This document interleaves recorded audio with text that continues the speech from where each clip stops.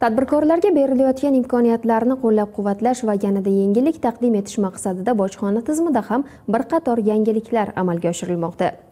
Xususan, Vazirlar Mahkamasining tegishli qaroriga asosan bojxonada qiymati va miqdori alohida nazorat qilinadigan 70 turdagi tovarlar ro'yxati tasdiqlandi. Navbatdagi lavhamiz orqali shu kabi bir qator imkoniyatlar haqida bilib olishingiz mumkin.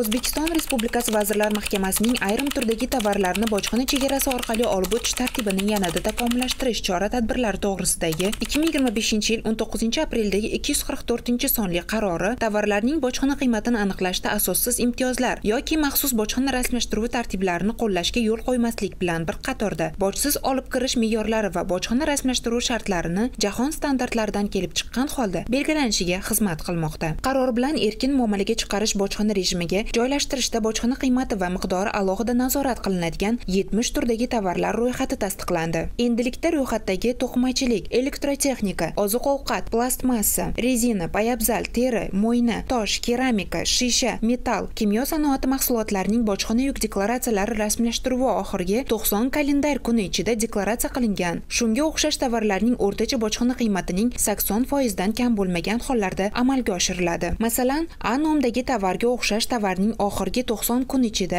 olib kirilgan o'rtacha qiymati 5 AQSh dollarini tashkil etgan bo'lsa, rasmiylashtirilayotgan ushbu tovar qiymati 4 AQSh dollaridan kam ko'rsatilmasligi belgilandi. Bojxona qo'mitasining targetlash va xavflarni monitoring qilish boshqarmasi tomonidan tovarlarni bojxona rasmiylashtiruv yakunlanguniga qadar ularning bojxona qiymati to'g'ri aniqlanganligi xavf boshqarish tizimini maxsus xavf modullari va profillar orqali doimiy nazorat qilib borilmoqda. Bugungi kunda ayrim tashqi iqtisodiy faoliyat ishtirokchilari tomonidan bojxona to'lovlarini kamroq to'lash yoki umuman to'lamaslik maqsadida tovarlarning qiymatini hujjatlarda sun'iy ravishda past ko'rsatishga urinishlar kuzatilyapti. Masalan, bir holatda Polshadan olib kelingan kartoshka kraxmalning 1 kilosi hujjatlarda 0.94 AQSh dollarligi ko'rsatilgan.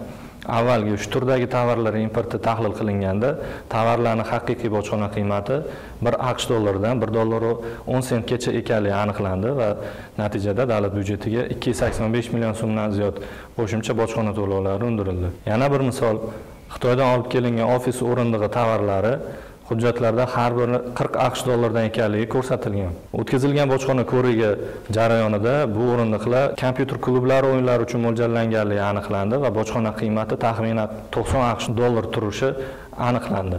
Natijada ushbu holat bo'yicha davlat byudjetiga 40.7 million so'm qo'shimcha bojxona to'lovlari tushirildi. Navbatdagi holatda Chexiyadan keltirilgan 9.8 tonna billur vazalarga e'tiboringizni qaratamiz.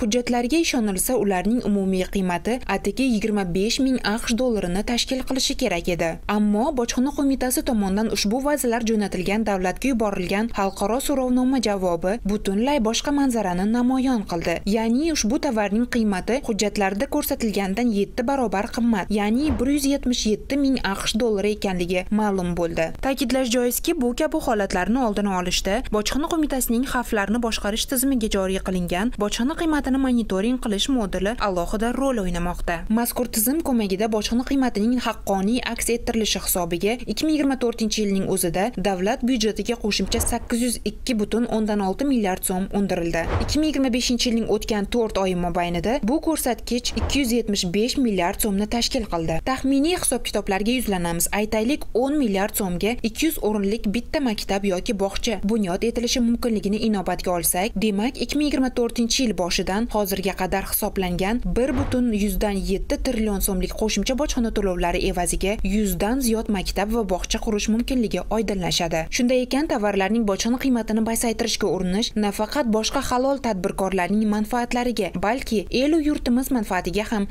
zid ekanligini aslo unutmang.